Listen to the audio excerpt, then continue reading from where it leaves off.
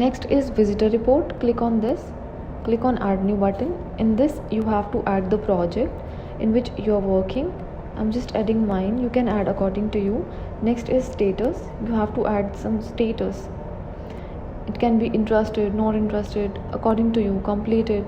I'm just adding interested. You can add according to you. The first name of that visitor, I'm just adding Sunil for an example, and the last name.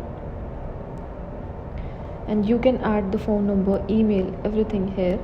Just click on next button. In this you have to add the company's name. I'm just adding XYZ, where you have visited, and the next city, state, country, in time, in date. You can add everything here. Just click on next button.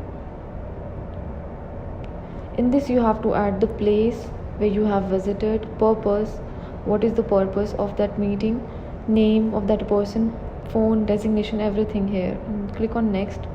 You can add booking amount, advance amount, billed amount, text here, and then click on next button.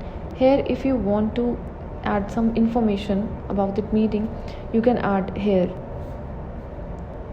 I'm just adding according to my, and just select next. In this you have to click on save.